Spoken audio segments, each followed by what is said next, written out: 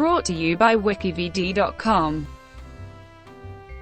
The 39 Steps, 1935 film. The 39 Steps is a 1935 British thriller film directed by Alfred Hitchcock, starring Robert Dinart and Madeleine Carroll, very loosely based on the 1915 adventure novel The 39 Steps by John Buchan. The film is about an everyman civilian in London, Richard Hannay, who becomes caught up in preventing an organisation of spies called the 39 Steps from stealing British military secrets. After being mistakenly accused of the murder of a counter-espionage agent, Hannay goes on the run to Scotland with an attractive woman in the hopes of stopping the spy ring and clearing his name.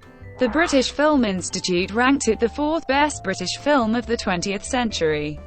In 2004, Total Film named it the 21st greatest British movie ever made, and in 2011 ranked it the second best book-to-film adaptation of all time. Plot: at a London music hall theatre, Richard Hannay is watching a demonstration of the superlative powers of recall of Mr. Memory when shots are fired. In the ensuing panic, Hannay finds himself holding a seemingly frightened Annabella Smith, who talks him into taking her back to his flat. There, she tells him that she is a spy, being chased by assassins, and that she has uncovered a plot to steal vital British military information, masterminded by a man with the top joint missing from one of his fingers. She mentions the 39 steps, but does not explain its meaning. Later that night, Smith, fatally stabbed, bursts into Hannay's bedroom and warns him to flee. He finds a map of the Scottish Highlands clutched in her hand, showing the area around Killen, with a house of farm named Altnarshelic circled. He sneaks out of his flat disguised as a milkman to avoid the assassins waiting outside. He then boards the Flying Scotsman Express train to Scotland. He learns from a newspaper article that he is the target of a nationwide manhunt for Smith's murder. When he sees the police searching the train, he enters a compartment and kisses the sole occupant, Pamela, in a desperate attempt to hide his face and escape detection. She frees herself from his unwanted embrace and alerts the policemen, who stop the train on the Forth Bridge. Hannay then escapes, hiding behind the bridge's truss. He walks toward Altnarshelic, staying the night in the house of a poor crofter and his much younger wife. The crofter becomes suspicious of sexual attraction between his wife and Hannay, spying on them from an outside window, while in fact Hannay has revealed his current predicament to the young wife and asked for her help. Early the next morning, the young wife sees a police car approaching and warns Hannay. She gives Hannay the crofter's dark coat so as to better camouflage him. Hannay flees across the moors and at a bridge he finds a sign for Altnarshelic. The police, hot on his trail, fire several shots at him and even employ a Weir autogyro to chase him down. He eventually arrives at the house of the seemingly respectable Professor Jordan and is let in by his maid after saying he has been sent by Annabella Smith. The police arrive, but Jordan sends them away and politely listens to Hannay's story after ushering out all his afternoon guests visiting the house. Hannay notes that the man at helm of the group of foreign assassins and spies is missing the top joint of his ring finger. Jordan then corrects him, revealing that the top joint of his pinky finger is missing, and thus he is the head of aforementioned group of spies. Jordan then shoots Hannay as he inches towards the door, and then leaves him for dead. Luckily, the bullet is stopped by the crofter's hymn book in the coat pocket. This is revealed by Hannay to the local sheriff in his office. More police arrive, when the sheriff reveals that he does not believe the fugitive's story, since Professor Jordan is his best friend in the district. The police move to arrest Hannay, and his right wrist is handcuffed, but he jumps through a window and escapes by joining a Salvation Army march through the town. He tries to hide at a political meeting, and is mistaken for the introductory speaker. He gives a rousing impromptu speech without knowing anything about the candidate he is introducing, but is recognized by Pamela, who gives him to the police once more. He is taken away by policemen, who ask Pamela to accompany them. They drive past the police station, claiming they have orders to go directly to Inverary.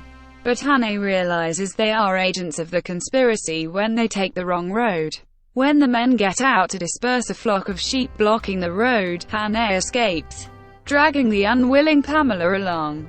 They make their way across the countryside, and stay the night at an inn. While he sleeps, Pamela manages to slip out of the handcuffs, but then overhears one of the fake policemen on the telephone, confirming Hannay's assertions. She returns to the room and sleeps on a sofa. The next morning, she tells him what she heard. He sends her to London to alert the police. No secret documents have been reported missing, however, so they do not believe her. Instead, they follow her. Pamela leads them to the London Palladium. When Mr. Memory is introduced, Hannay, sitting in the audience, recognizes his theme music, the annoyingly catchy tune, a tune HES has been whistling and unable to forget for days. Hannay, upon recognizing Professor Jordan and witnessing him signal Mr. Memory, realizes that the spies are using Mr. Memory to smuggle the Air Ministry secret. As the police take Hannah into custody, he shouts, "What are the 39 steps, Mr. Memory?" compulsively answers, "The 39 Steps is an organization of spies collecting information on behalf of the Foreign Office of," at which point Jordan shoots him, jumps to the theater's stage and tries to flee, but is apprehended. The dying Mr. Memory recites the information stored in his brain, the design for a silent aircraft engine, and is then able to pass away peacefully, saying, "I'm glad it's off my mind." Hannay and Pamela's clasped hands, Hannay's handcuffs clearly visible. The image fades to black as they stand at the side of the stage hand in hand, and as while the hurriedly ushered-on chorus line dance to an orchestrated version of the Jesse Matthews song, "Tinkle Tinkle Tinkle." Conception. The 39 Steps was a major British film of its time. The production company, Gorman British, was eager to establish its films in international markets, and especially in the United States. And the 39 Steps was conceived as a prime vehicle towards this end.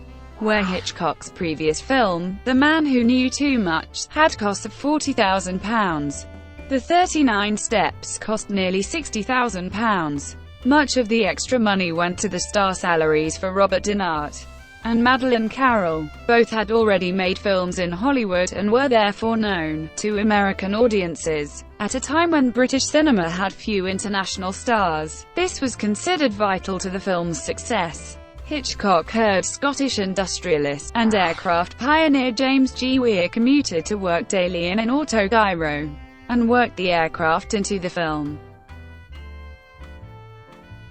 Thank you for watching, brought to you by WikiVidi.com. Please like and subscribe below.